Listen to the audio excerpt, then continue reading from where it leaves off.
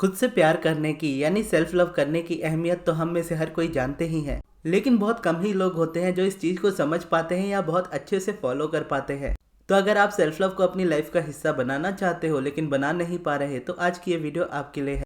अगर आप इन गाइडलाइंस को फॉलो करते हो जो मैं आपको कहता हूँ, सेल्फ लव आपके लिए हमेशा ही नेचुरल रहेगा, क्योंकि सेल्फ लव एक्चुअल में होता नेचुरल ही है।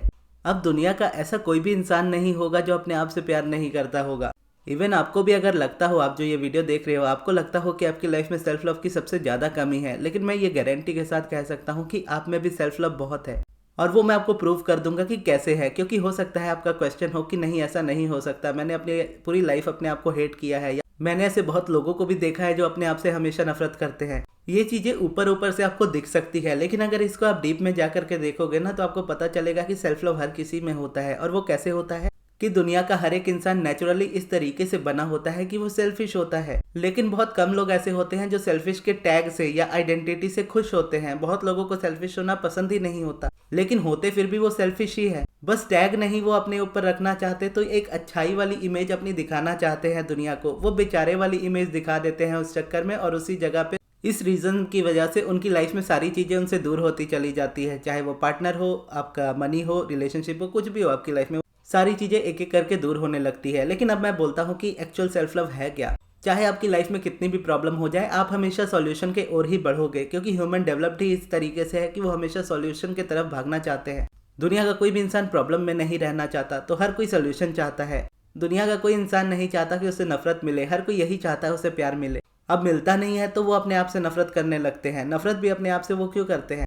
क्योंकि उनको लगता है कि जो उनके पास होना चाहिए वो उनको नहीं मिल रहा। और एक्चुअल में इस जगह पे नेगेटिव फील होना भी चाहिए, क्योंकि जब आप नेगेटिव फील कर रहे हो इस बात को लेकर के कि कोई पर्सन है आपको या कोई चीज़ आपको नहीं मिल रही है आपकी लाइफ में, तो आप अपनी वैल्यू को कम कर रहे हो, आप अपनी वैल्यू को कम करके आंक रहे हो।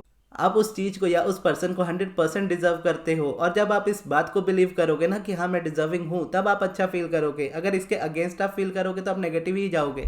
अब आप में से मोस्टली लोग जो यहाँ पे हैं इस चैनल पे, तो वो मोस्टली लोग कुछ ना कुछ मैनिफेस्ट कर ही रहे हैं अपनी लाइफ में। चाहे आप अपनी लाइफ के किसी भी सिचुएशन में हो, अगर मैं आपसे ये क्वेश्चन पूछूं कि आप उस पर्सन को या आप उस चीज़ को, आप उस जॉब को, आप उस मनी को क्यों मैनिफेस्ट करना चाहते हो अपनी लाइफ में, तो इस क्वेश्चन का आंसर कॉन्शियसली या अनकॉन्शियसली दोनों ही जगह पर आपकी हैप्पीनेस होगी कि मुझे मेरा स्पेसिफिक पर्सन चाहिए मेरी खुशी के लिए, मुझे मनी चाहिए मेरी खुशी के लिए, मुझे जॉब चाहिए मेरी खुशी के लिए, मुझे बॉडी अच्छी चाहिए मेरी खुशी के लिए, मुझे हेल्थ अच्छी चाहिए मेरी खुशी के लिए। तो सारी जगह पे जो हैप्पीनेस होती है ना, एट द एंड हमारी ही होती है, हम अपने लिए ही चीज़ों को कर रहे होते हैं।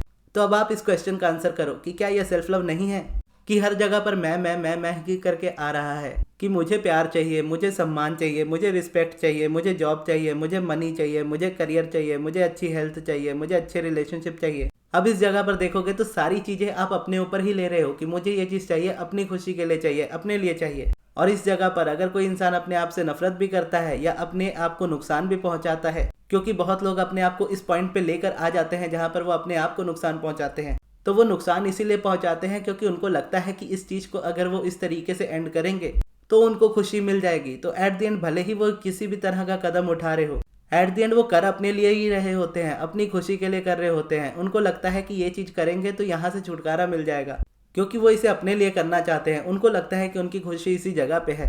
कोई अपनी खुशी के लिए अलग रास्ता ढूंढ रहा है, कोई अपनी खुशी के लिए अलग रास्ता ढूंढ रहा है। एट द एंड इसका कोर देखोगे तो क्या है, इसका कोर हमेशा आपको मिलेगा कि इंसान हमेशा अपने बारे में सबसे पहले सोचता है। लेकिन मोस्टली लोग ऐसे होते हैं ना, वो अपने आप को इतना हारा हुआ समझ लेते हैं कि उनको लगता है कि इसके अलावा कोई ऑप्शन ही नहीं है। मैं वर्बली उस वर्ड को यूज़ नहीं करना चाहता जिस वर्ड की मैं बात कर रहा हूँ। ऑब्वियसली आप में से सभी समझ ही गए होंगे मैं किस बारे में बात कर रहा हूँ। और मैं ये भी नहीं चाहता कि आप कमेंट में भी उस चीज़ को लिखो, तो आप समझ गए हो, बस उसी तक रखो इस चीज़ को। कमेंट में भी नहीं लिखना है, मन में भी ये बातें नहीं रखनी है, बस समझने वाली बात है कि एट द एंड इंसान जब रेजिस्टेंस में होता है ना पूरी तरह से, वो हमेशा अपोजिट रास्ता ही ढूंढता है और उस रास्ते में उनको हैप्पीनेस कभी नहीं मिलती है। ऑब्वियसली फिजिकल लाइफ एंड होने के बाद आप नॉन फिजिकल हो जाते हो, उस जगह पे कोई रेजिस्टेंस नहीं होती है। लेकिन जब आप इस फिजिकल लाइफ में कुछ एक्सपीरियंस करने आते हो ना, तो जब आप उसको जीत करके जाते हो तो आपकी खुशी के लेवल बहुत ज़्यादा ऊपर होता है। आपके अराउंड लोगों को भी आप हैप्पीनेस देते हो और उसके अपोजिट आप हर किसी को निराश कर देते हो और सबसे ज़्यादा खुद को निराश कर देते हो। लेकिन जब आप लॉ ऑफ अट्रैक्शन में आते हो और इस बात को जान जाते हो कि हाँ आप जो चाहते हो वो 100% पॉसिबल है, तो इस जगह पर बस आपको एक राइट नॉलेज की ज़रूरत होती है। उससे भी ज़्यादा बोलोगे तो एक पेशेंस की आपको ज़रूरत होती है। लोग जिंदगी में इतने बड़े कदम उठा लेते हैं लेकिन 15 मिनट मेडिटेशन उनसे नहीं होता। अब ये एक तरीके से बात ही अजीब सी हो जाती है कि एक बात को या एक चीज को, एक इंसान को लेकर के पूरी जिंदगी रो लेंगे लेकिन पूरी जिंदगी मेडिटेशन नहीं करेंगे, पूरी जिंदगी क्या एक हफ्ते भी नहीं कर पाएंगे। तो इस जगह पर इन चीजों से हमको निकलना होता है। और क्योंकि लाइफ इस तरीके की बन चुकी होती है, जब आप ये चीजें रियलाइज करते हो कि हाँ आप प्रॉब्लम में हो और आपको हेल्प की नीड है। अब मुझे नहीं पता कि मैं आज इस बारे में क्यों बात कर रहा हूँ, अचानक से ही करने लग गया, तो ऑब्वियसली किसी ना किसी के लिए ये मैसेज जरूर होगा। तो अगर ये पर्सनली आप में से किसी के लिए ये मैसेज है और आप सुन रहे हो लेकिन आप कमेंट में लिख करके बता नहीं सकते अपनी प्रॉब्लम, ना ही मैं आपको रिकमेंड करूंगा कि आप लिख करके बताओ इन बातों को। बस आपको इतना कहूंगा कि अगर आप इस फेज में हो ना तो ये फेज इजीली ओवर हो सकता है। आई कैन गारंटी यू कि अगले 2 से 3 महीने में हो सकता है, लेकिन स्टिल आपको पेशेंस ऐसा रखना पड़ेगा, स्ट्रॉन्ग इतना रखना पड़ेगा अपने आप को कि मैं वो रास्ता नहीं चुनने वाला या नहीं चुनने वाली जहां पर एट द एंड आपको मिलेगा कुछ नहीं परेशानी के अलावा। और ये भी मैं गारंटी के साथ कहता हूं कि इस फेज में से जब आप निकल जाओगे तो आपको कभी ये यकीन भी नहीं होगा कि आप कभी इस फेज में थे। और वैसे लाखों लोगों की आप उम्मीद बन जाओगे जिस तरह से अब निकले हो अपनी सिचुएशन में से। यानी जब आप इस वीडियो को देख रहे हो उसमें से जब आप निकल जाओगे इन सिचुएशंस में से तो आप लाखों लोगों की उम्मीद बन जाओगे। तो इस जगह पे उन लाखों लोगों के लिए नहीं, बस अपने लिए इस चीज को करो, क्योंकि आगे की चीजें आगे देखी जाएंगी। तो अब आते हैं हमारे टॉपिक पे कि सेल्फ लव हर किसी के लिए होता है, सेल्फ लव हर किसी के लिए नेचुरल होता है और दुनिया का हर एक इंसान सेल्फिश होता है, लेकिन वो इस बात को मानता नहीं है। क्योंकि सेल्फिश वर्ड एक ऐसा वर्ड है जिसको हमेशा से हमने बुरा करते हुए ही देखा है। यानी बुरे इंसान के तौर पे ही हम सेल्फिश वर्ड को देखते हैं कि जो इंसान सेल्फिश होता है वो बुरा होता है। सेल्फिश का मतलब किसी के साथ बुरा करना नहीं होता। सेल्फिश का मतलब होता है अपने लिए पहले सोचना, अपने बारे में पहले अच्छा सोचना। अपने लिए अच्छा सोचना को आप सेल्फिश कह सकते हो, या ओवरऑल आप वही वर्ड जिस तरीके से आप समझते हो कि सेल्फिश होना मतलब अपने बारे में सोचना, अच्छा या बुरा जो भी, तो उस तरीके से भी अगर आप देखोगे ना तो सेल्फिश हर एक इंसान होता है। बस ये टैग कोई नहीं लेना चाहता कि मैं सेल्फिश हूँ, क्योंकि ये चीज़ उनको एक इंसल्ट के तौर पे लगती है। और इस वाले वे में अब जब प्रॉब्लम्स में हम होते हैं तो हम हमेशा सॉल्यूशन की ओर भागते हैं, क्योंकि जैसा मैंने कहा ह्यूमंस डेवलप्ड इस तरीके से है कि वो कभी भी प्रॉब्लम में रह नहीं सकते। उनको सॉल्यूशन ही चाहिए, उनको पीस ही चाहिए, उनको हैप्पीनेस ही चाहिए। लेकिन सबसे बड़ी गलती वो क्या करते हैं, वो शॉर्टकट चूज करते हैं। और शॉर्टकट इस जगह पे यही होता है कि कैसे भी करके जल्दी से जल्दी मुझे इस जगह से रिलीज मिल जाए। तो यहाँ पर जब इस तरीके से आप आगे बढ़ते हो, और टेक्निक्स में भी बेसिकली यही होता है, इसलिए मैं टेक्निक्स को करने से मना करता हूँ क्योंकि उसकी नीड नहीं होती। आप शॉर्टकट में फंस जाते हो और शॉर्टकट एक्चुअल में लॉन्ग कट होता है। आप जितना शॉर्टकट अपनाने की कोशिश करोगे ना आप उतने लंबे रास्ते चलोगे। जैसे रील्स होती है या शॉर्ट वीडियोस होते हैं, आप एक देखना स्टार्ट करोगे, आप कब 1 घंटा पार कर लोगे आपको पता नहीं चलेगा। अब आप आए थे 2-3 वीडियो देखने जो 1 मिनट या 30 सेकंड की हो। अब उस रील में आपको देखते हुए या स्क्रॉल करते हुए इंस्टाग्राम में आपको 2 से 3 मिनट होना चाहिए था उस जगह पे, लेकिन आप रह गए 1 से 2 घंटे।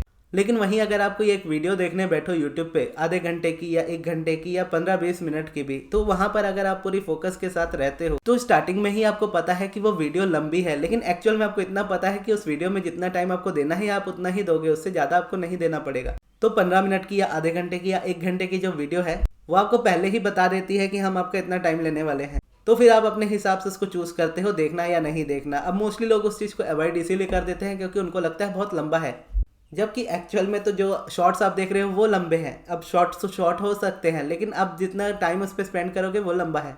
ठीक उसी तरीके से अगर आप अपनी लाइफ में कोई शॉर्टकट ढूंढते हो अपनी लाइफ का या फिर अपनी डिजायर को मैनिफेस्ट करने का, तो 100% गारंटी है इस जगह पर आप अपना टाइम, एनर्जी और मनी तीनों वेस्ट करने वाले हो।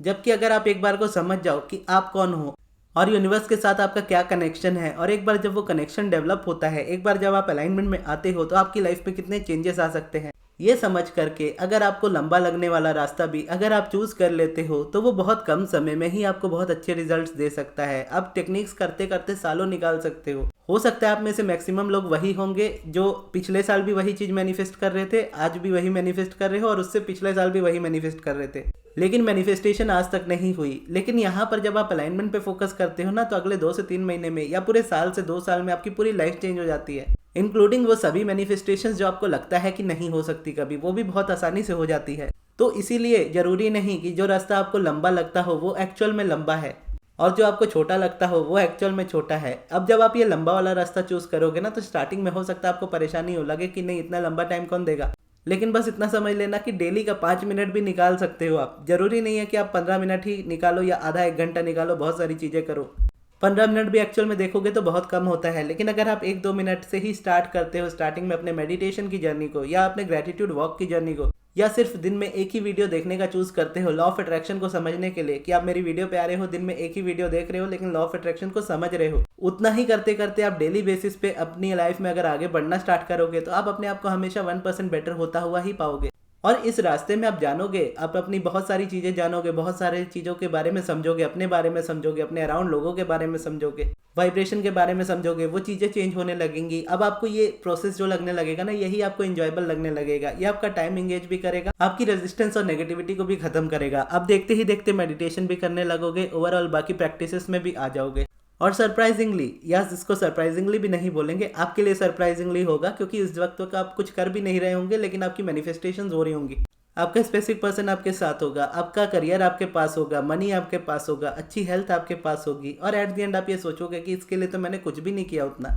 तो इस तरीके से आपको अपनी लाइफ को डेवलप करना है। अब इस वीडियो में देखा जाए ना सर, तो सेल्फ लव को लेकर के बहुत सारी चीजें होती है जो मैं एक वीडियो में नहीं एक्सप्लेन कर सकता आपको। तो इसके लिए मैंने पूरी प्लेलिस्ट बना रखी है सेल्फ लव के पूरे कोर्स की, जो कि फ्री है। अब यहाँ पर मैं फ्री इसीलिए कह रहा हूँ क्योंकि मैं कभी भी टीचिंग्स के पैसे चार्ज नहीं करता, सिखाने के मैं कभी पैसे नहीं लेता। मैं हमेशा पैसे लेता हूँ मेरे टाइम के। अगर मैं कभी सेशंस में या फिर कभी अपनी क्लासेस में जब टाइम देता था, या फिर अगर मैं सब्लिमिनल या माइंडेड प्रोग्रामिंग किसी के लिए बनाता हूँ ऑडियोज, तो उसमें किसी ग्रुप ऑफ पर्सन के लिए या किसी सिंगल पर्सन के लिए मैं अपना टाइम देता हूँ। तो जो टाइम देता हूँ उसके बदले में वो चार्जेस लेता हूँ, लेकिन टीचिंग्स के मैं कभी भी चार्ज नहीं लेता। तो इसीलिए मेरी वीडियोस को लाइटली में मत लीजिएगा कि ये वीडियो ऐसे ही है। अगर मैं चाहूँ या चाहता तो इन वीडियोस को मैं पेड भी रख सकता था, लेकिन मैंने नहीं रखा क्योंकि आप डिजर्व करते हो इन चीज़ों को जानना। क्योंकि जब मुझे जाननी थी ये चीज़ें, मुझे भी ऐसे ही मिली थी। अब्राहम की जो बुक है ask and it is given, वो किताब मैंने नहीं खरीदी थी, बल्कि मैंने अपनी लाइफ में 100 से ज़्यादा किताबें अपने पैसे से खरीदी, अपने पॉकेट मनी से खरीदी है,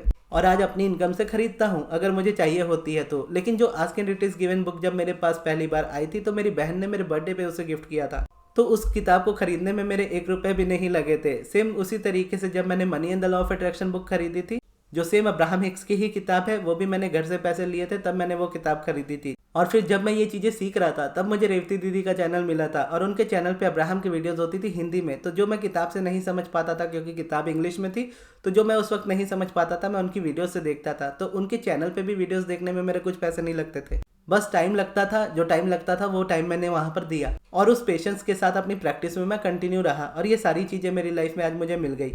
तो ये इक्का दुक्का कहीं से सुनी हुई चीज़ें नहीं है, ये पूरी मेरी लाइफ का एक्सपीरियंस है, जिसके बेसिस पे मैं ये चीज़ें सिखाता हूँ।